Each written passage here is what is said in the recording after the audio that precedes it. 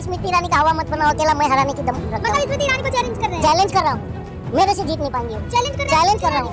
ये राहुल गांधी के खिलाफ बोलती है तो शायद वो टाइमलाइन में बनी रहती है। हाँ। इस वजह से उनको मजबूरी है बोलना। ये बताइए कि राहुल गांधी का नाम लिए सिवा उनका कोई प्रेस कॉन्फ्रेंस संपन्न होता है? तो ये आप लोग डरे हुए हो। ये बताइए, हम तो रोज ये प्रार्थना करते हैं कि हे भगवान कभी तो कभी मेरे घर पे सीबीआई का दर्शन करा दो, कभी तो कभी मेरे घर पर ईडी भिजवा दो, तो भिजवाते ही नहीं है। जबकि मैं तो दौड़ा के रेलता हूँ इनको, क्यों नहीं आते हमारे पास? 2014 के पहले चुनाव में वो बोलते थे अच्छा बताओ 40 रुपए 35 रुपए में जो डीजल पेट्रोल देगा उसे वोट करोगे कि जो 70-80 में देगा उसको करोगे? ये ऐसा करे थे उन्होंने, पता है ना? उन्होंने कहा था कि 250 में सिलेंडर मिलेगा। देख लो भाइयों किस तरह से हमारी सुपारी ली जा रही है। ठीक है, तुम भी सुपारी काट रहे हो, सरकार भी सुपारी काट रही है और हम जनता धूल फाक रहे हैं। लेकिन इस बार 24 में तुम सबको दौड़ाएंगे कि तुम लोग भागोगे नहीं। लेकिन स्मृति ईरानी को आप झूठा नहीं कह सकते। देखिए ना, 144 करोड़ का जो घोटाला है वो महिला बाल विकास मंत्रालय में हुआ, लेकिन उन्होंने खुद सीबीआई से कहा कि जांच करें। तो झूठा कैसे कह सकते हैं स्मृति ईरानी को? हाँ, खुद सीबीआई से कहा है जांच कीजिए। और क्या? ओहो, और खुद सीबीआई किसके जेब में है हमको नहीं पता है। अभी तो आप ही कह रही थी कि 3000 करोड़ का नाम लेते लेते मेरे ऊपर ईडी और सीबीआई का रेट गिरा दोगे। तो ये आप लोग डरते हुए हो। ये बताइए, हम तो रोज ये प्रार्थना करते हैं कि हे भगवान कभी तो कभी मेरे घर पे सीबीआई का दर्शन करा दो, कभी तो कभी मेरे घर पर ईडी भिजवा दो, तो भिजवाते ही नहीं है। जबकि मैं तो दौड़ा के रेलता हूँ इनको, क्यों नहीं आते हमारे पास? स्मृति ईरानी को झूठी नहीं कह सकते आप। देखिए ना, 144 करोड़ का जो घोटाला, हम सच बोलने से डरते नहीं है। हाँ। घोटाला का ईमानदारी से वो ईमानदारी से घोटाला हुआ होगा, हाँ। इसलिए ईमानदारी से उस घोटाले की जांच हो रही है। हाँ। अब बाद में क्लीन चिट मिल जाएगी और सब बंडल बांट कर लेंगे। लेकिन क्या लग रहा है इतने सालों से जो घोटाला हो रहा था स्मृति ईरानी को? एक बात बताइए, स्मृति ईरानी को पूछिए हाँ। कि जब यूपीए की सरकार थी हाँ। तो कनी मुझी जो है टूजी जो अंधभक्त कहते हैं, हाँ। टूजी फूफा जी जीजा जी, अबे अंधभक्तो ये बताओ कि जब मनमोहन सिंह की सरकार थी यूपीए की, हाँ। तो टूजी ने हाँ। जो ए राजा था, हाँ। कनी मुझी थी, शाहिद बलवा था, ये लोग जेल गए नहीं गए? बताओ हूँ क्या, गए नहीं गए? इनके सरकार में जो घोटाले हुए हैं कौन जेल गया? कार्रवाई हो रही है ना सब पे? कार्रवाई तो अभी तो वो कठारिया जो रमाशंकर उस पर हुआ कि नहीं अभी तक? उसकी सदस्यता गई कि नहीं? ना उसकी सदस्यता अभी नहीं गई। क्यों नहीं गई? राहुल गांधी की एक दिन में चली गई और एक सांसद, मामूली सांसद, हाँ। उसकी नहीं गई अभी तक। हाँ। तो ये फर्क है लोकतंत्र और जोकतंत्र में। लेकिन यहाँ बात हो रही है स्मृति ईरानी की। अरे स्मृति ईरानी मुद्दा नहीं है, वो बार बार जो बौखला करके कुछ भी बोल दे रही है, वो मुद्दा में बना रहना चाहती है। उसे कोई भाव देता नहीं है, क्योंकि सबको मालूम है, अरे वो क्या पानी पिलाएगी, खूब पानी पिला। आपने देखा नहीं कि पानी पी के बिस्लेरी से जो है क्या हो गई है, ये बड़ा वाला 25-15 लीटर वाला बिस्लेरी हो गई है। बॉडी सेविंग नहीं कर रहा हूँ। 400 रुपए से 1150 रुपए का गैस के सिलेंडर का सफर बता रहा हूँ। 414 रुपए था तो सिलेंडर लेके रोड पे बैठती थी नहीं बैठती थी? आज जब तब तो खूंटा तोड़ा के भाग रही थी 414 रुपए पर। आज खूंटे से बंध गई है। क्यों? लेकिन राहुल गांधी तो बोलती है ना, क्यों?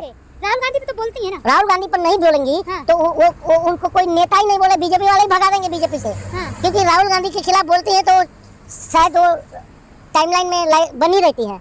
इस वजह से उनको मजबूरी है बोलना। ये बताइए कि राहुल गांधी का नाम लिए सिवा उनका कोई प्रेस कॉन्फ्रेंस संपन्न होता है क्या? नहीं होता है।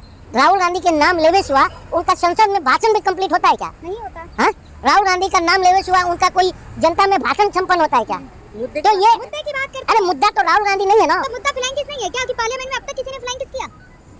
असभ्य है ये। सिर्फ स्मृति ईरानी को किस कर लिया? फ्लाइंग किस किया है? सिर्फ स्मृति ईरानी को। अब उन्हें नजर आया। अच्छा, तो स्मृति ईरानी से पूछो कि जो है आप राहुल गांधी पर इतना दीवानी क्यों रहती हैं 24 घंटे? हाँ। मुद्दों पे बात अरे उनके खिलाफ चुनाव लड़ी है तो उन्हीं को तो बोलेंगी, जीती है ना चुनाव लड़ी। अच्छा, अरे यार स्मृति ईरानी का हवा मत बनाओ, अकेला मैं हराने की दम रखता मतलब हूँ। स्मृति ईरानी को चैलेंज कर रहे हैं? चैलेंज कर रहा हूँ, मेरे से जीत नहीं पाएंगी वो। चैलेंज कर रहा हूँ। मतलब मेरे से जीत नहीं पाएंगी का मतलब ये है कि इस भारत का एक आम नागरिक भी चुनाव लड़ जाए स्मृति ईरानी के खिलाफ आज के डेट में, तो स्मृति ईरानी की जमानत जब्त हो जाएगी। राहुल गांधी जी को हरा अरे राहुल गांधी वो अपवाद में जीत गए भाई साहब, अपवाद में जीत गए। अंधे ने तीर चलाया और निशाने पे जाके लग गया, बस वही एक बात है। मैं वहाँ से हूँ, मैं जीतूंगी, वो ये बोल बहू है कहाँ की? अमेठी की। और स्मृति जुबिन ईरानी कहाँ का है? बॉम्बे का। तो बहू कहाँ की है? ना अरे घर में जाकर के जूठा चाटेंगी तो उनसे सब मान लेंगे क्या? सांसद का काम है घर। देखो एक वो क्या नाम है, गोबर पात्रा, सॉरी संबित पात्रा, वो गोबर बोले थे इसलिए मेरे दिमाग में आता है। वो संबित पात्रा की मैं बात कर रहा हूँ। वो भी है ना, दलितों के घर पे जा के खाना खाता था। और जैसे चुनाव हारा, अब भाजपा चुनाव जीती, आज दलितों की स्थिति क्या है देश में? उनको बैठा करके पेशाब करते हैं दलित आदिवासियों पर। हाँ, मल भी खिला दिए थे, याद है आपको? अरे बात तो बोलने दो यार। तो राहुल गांधी भी तो गरीबों को घर में बुला के खाना खिला रहे हैं। राहुल गांधी की बराबरी ये नहीं कर सकते हैं। हाँ।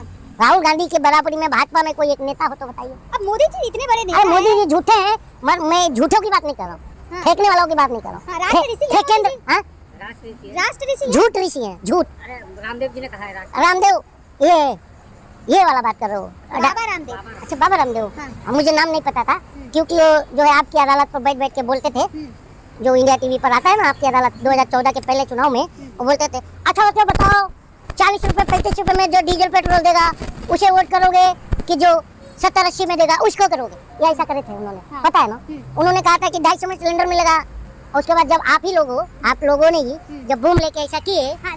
ये ऐसा सुनो तो, ऐसा किए हाँ। बाबा जी 250 में गैस नहीं मिल रहा है, हाँ। तो बोलते हैं आप लोग कोई धमका देते हैं, धमकाते नहीं।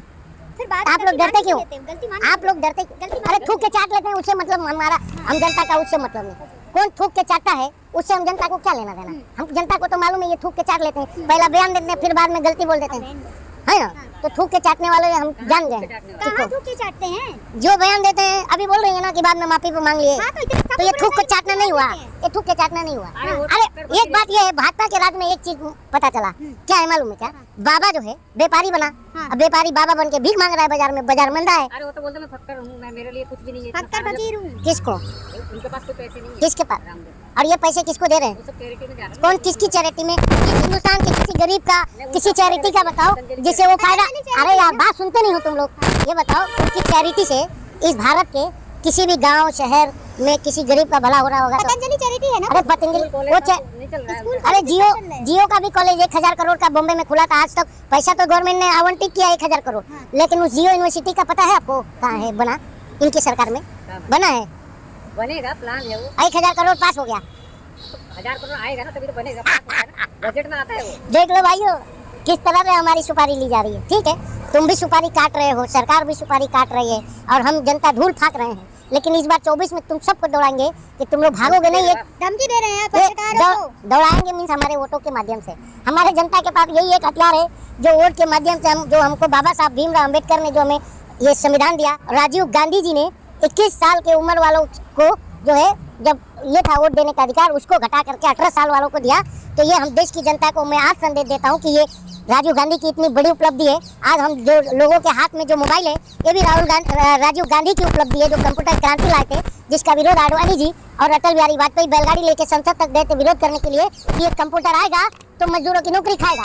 आज देखिए कंप्यूटर से किधर नहीं काम हो रहा है। तो ये क्या, जो डिजिटल इंडिया की नींव रखने वाला जो प्रधानमंत्री थे, जो सब देश के सबसे युवा प्रधानमंत्री थे, 40 साल की उम्र में प्रधानमंत्री बने, वो राजीव गांधी थे।